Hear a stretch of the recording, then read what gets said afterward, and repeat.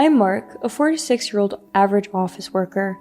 I know it's sudden, but I want you to hear my complaint. My complaint is about my ex-wife who divorced me 2 months ago. My ex-wife, Quinn, is 2 years younger than me. We met when she was a new employee at the company I work for. At the time, Quinn was so beautiful that anyone who walked down the street would look back at her. I won her heart, and my male colleagues envied me a lot. However, the only good thing about Quinn was her looks. She could not do housework, was greedy for money, and was a bit selfish. She was the only daughter with late birth of my in-laws, and she was spoiled, which was probably the reason for this.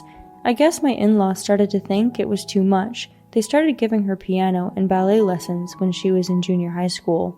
They tried to correct Quinn to be a graceful woman, but in the end, Quinn's personality was never corrected. However, I married Quinn knowing her character. I thought that once we had a child, things would change a little. I didn't pay much attention to it at the beginning of our marriage. But when our child was born, she left all the childcare to me. She was even spending my earnings on other men, but I didn't leave Quinn because of my in-laws, especially because my father-in-law, Oscar, begged me not to. Whenever Quinn had caused a problem, Oscar would say to me, "Please, wait at least until our grandchild becomes an adult." After our daughter Riley was born, all the love my in-laws had for Quinn was focused on Riley. I guess they didn't want to be separated from their beautiful grandchild because of Quinn. Of course, Quinn is their child after all, so no matter what kind of scum she is, they didn't want her ending up on the streets. Well, whatever the reason, Oscar was like a second father to me since I had lost my father at an early age, so I respected his wishes as much as I could. Whether it was Quinn spending my savings or having an affair with another man, I tolerated it to a certain extent. Of course, there were a few times when our marriage was in danger. After 10 years of marriage, we rarely spoke to each other. Still, I kept my promise to Oscar and did not divorce her. But one day, exactly 20 years after I married Quinn, Riley turned 18 and was attending college in another state. One major incident occurred that led to my decision to divorce Quinn. That day, I was at work as usual. I was now in a position to have my own staff, and in order to fulfill my duties as a manager, I was spending much less time at home than I had in the past, so I had no idea what Quinn was doing during the day. But we had been in the Cold War for so long that we weren't really interested in what either of us were doing. Well, that's that. I was in the office when I got a call out of the blue from my mother-in-law, Shirley. It was the first time I had ever received a phone call while I was in the office. Quinn has that kind of personality, but my in-laws were very attentive. I guess they didn't want to call me on a weekday. When I picked up the phone, Shirley seemed quite upset. I decided to try to calm Shirley down and listen to what she had to say, but no matter how much I tried to calm her down, Shirley showed no sign of calmness. Of course she wasn't. The phone call was to tell me that Oscar had passed away suddenly. "Did you call Quinn?" I asked. "I've tried calling her several times, but I can't reach her," Shirley replied. I later learned that Quinn was meeting a young man at a hotel at this time. Shirley told me that Quinn had known about Oscar's poor health for about 6 months prior to this. I was busy with work at the time and had not kept in touch with Oscar much. I've asked him how he was doing from time to time, but he probably didn't want me to worry too much, that he only said, "I'm fine." Even so, why did he not tell me that he, whom I love like my own father, was in the hospital? I understand that Quinn and I are only a married couple on the outside, but if he wanted to tell me, all he had to do was say a few words about it. Besides, what has she been doing while her own father was in such a state without visiting him?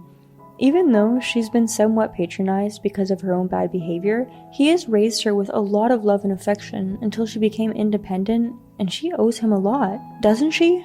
I don't have a dad, so I don't know, but in a situation like this, no matter what you put off, isn't he the first person you should run to? So I decided to divorce Quinn. I've known for a long time that she's not a good person, but I never thought she would be the kind of bitch who would put her time with a man she was having an affair with before her own parents. After my father-in-law's funeral, I confronted Quinn with the divorce papers in my mother-in-law and daughter's presence. "I'm done with you. Today, I'm divorcing you. Don't you ever come home again." "Divorce? Wait a minute. What are you talking about out of the blue?" "It's not out of the blue. I've been thinking about this for a long time. I've been holding out on you because of my promise to Oscar, but I've reached the end of my patience." Quinn was alone in her confusion. No one else was going to stop us from getting divorced. No one there had accepted Quinn as family anymore. Shirley was so sad over the loss of her beloved husband that she couldn't think straight, but at least her daughter looked at Quinn with disdain. Our daughter was a grandfather's girl. No wonder she couldn't forgive Quinn for betraying her grandfather. Anyway, I told Quinn, "Don't come back to my house again. I'll come back later to get the divorce papers. You should fill your part down by then." And Riley and I left my in-laws' house. On the way home, my daughter was crying. I guess it was only natural. Her beloved grandfather had passed away, and at the same time, she had to be reminded that her mother was such a horrible person. A few days after Oscar's funeral, Shirley asked me to come over to her house.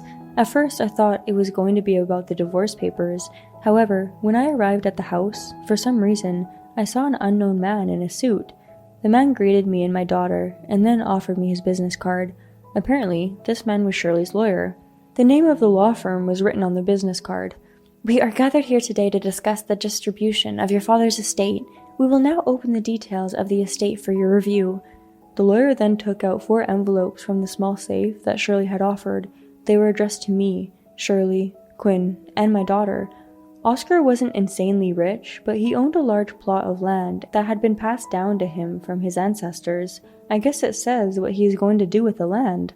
Frankly, it's just a bunch of wasteland and wood areas that I don't see a dollar's worth in holding on to, but I was prepared to protect Oscar's land for the rest of my life if that's what he wanted. Perhaps my daughter had that intention too. However, as soon as I saw the envelope that the lawyer took out of the safe, I was in doubt. As we waited to open the will, the daughter was checking the sealed part of the envelope in detail. Then, immediately after, he looked up and looked around at the faces of the people present, one by one. After a deep sigh, he opened his mouth and said, "There are signs that the seal on the will has been broken. Has anyone here opened the will without permission?" "I didn't. I didn't know there was such a thing until just now." "I don't know either. My father and I don't live here, so there's no way we could have done something like that. I had control of the safe, but I swear to God I never opened it. I was told beforehand by my lawyer that opening the safe would invalidate the will." One by one, we gave our alibis. All our eyes eventually ended on Quinn, as if we were breathing in unison. I couldn't think of anyone else who would be stupid enough to do such a thing. "Did you take the liberty of opening Oscar's will?" "No, of course not. Why would I do that?" "Well, let's leave it at that for now. For now, we'll just have to check inside the envelope." At the lawyer's cue, we read the wills in turn, and everyone except Quinn checked the contents of the wills. Each will had roughly the same contents. In summary, it says something like, "I give all my property to Quinn." We were very familiar with the person who wrote this will, and it was written in a quirky, cute script. "Isn't this Mom's handwriting?" It was Riley who took the initiative. I guess she was too curious and couldn't resist. As for me, I wanted to keep it in for a little longer before humiliating her. Well, that's just the way it was. "You seriously thought you could monopolize Oscar's legacy in such an obvious way?" "What are you talking about? I didn't do it." "Well, this is obviously in your handwriting, and the envelope and the paper are completely different designs. It's obvious that you took out the contents and replaced them with another one." "You're doubting me? We are going to be strangers from now on. That's none of your business." "No, I haven't filed for divorce yet." After that, Quinn continued with her excuses. She refused to admit her guilt at all. Shirley, Riley, and I were all so disgusted with Quinn that we forgot to get angry. I guess the lawyer couldn't stand to see us like that anymore, and he interrupted. "Forging a will is a crime. You can be imprisoned for up to 5 years." "What? Wait? Imprisonment?" Then Shirley said, "Well, I guess we should talk to the police. They'll do a handwriting analysis, and we'll know who did it."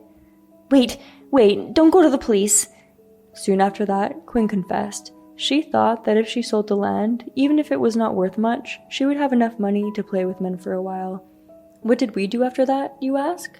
We went to the police, of course. Shirley was so angry at that time, she would never forgive her, even if it was her own daughter. In the end, Quinn's crime was only referred to prosecutors, but Shirley disowned her and I divorced her as planned. So, the divorce finally came true, but I still have a lot I want to complain about. I just wanted to vent my frustrations here. Well, I guess I feel a little better now. Actually, after that, we found another will in the closet at my in-laws' house. Thanks to it, my mother-in-law inherited the land left by my father-in-law. The will said, "If Quinn misbehaves after I'm gone, I will not give any of my land to her." When my mother-in-law died, it was accompanied by a statement that she would convert the land to cash and give it to her granddaughter. I guess my father-in-law knew what Quinn would do after he passed away. That's what Oscar is all about. However, I wonder how Quinn will live on her own from now on. She has no significant job experience. Her parents have kicked her out of their house, and even her daughter has given up on her. Oh well, I'm going to forget about her now. I'm sure my father-in-law is telling me to do so from the heavens.